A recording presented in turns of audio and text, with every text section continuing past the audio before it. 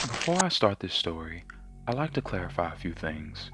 First things first, this story happened to me years ago, and so details may be a bit sketchy. So, one day, I was with my family and we went to play mini golf. It was a nice way for us to bond, and honestly, I really enjoyed doing it with my family. Considering the lockdowns brought on by coronavirus, I missed the outside feeling and enjoyment that was gained, as well as the memories. But back to the story. So there I was, with my family, my dad setting everything up when suddenly I noticed a young man and who I presumed his girlfriend. I said suddenly because they caught everyone's attention as they began to argue. It got pretty heated. The man shouted obscurities and what I now know is profane at the woman. Right before my dad thought to intervene, the man took his golf club and began beating her in the head over and over.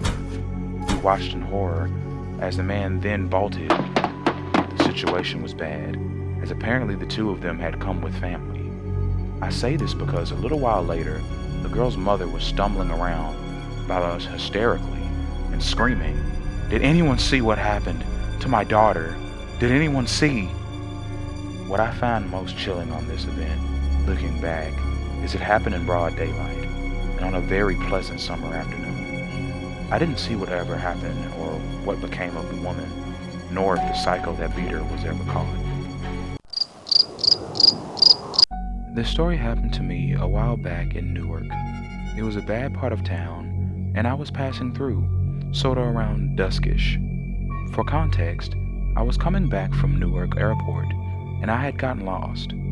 I don't remember precisely the street I was on, but I remember I was at a red light. Now, while at this red light, there was a street to my left. I was trying to find familiar locations or landmarks that I thought could tell me where I was.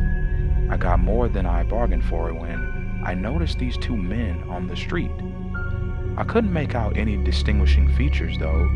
It was normal, I thought, till I saw one of the men shoot the other guy in the head. Like crack of the gun, body dropped and hit the floor.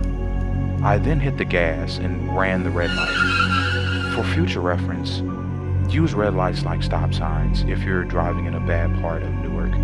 The cops won't stop you and you won't see such a horrifying experience. When I was 14, I used to walk home a lot from school. My route included a bridge. This bridge was a popular suicide site, and it wasn't uncommon to hear about people seeing bodies there. Anyway, back to this experience. There I was, on my way from school, when suddenly I looked over the side of the bridge, and to my surprise, I saw an old man. He looked distraught and in really bad shape.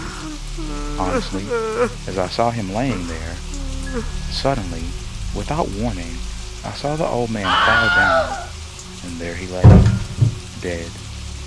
As I mentioned before, it wasn't uncommon for this to happen, just uncommon for me to have seen it.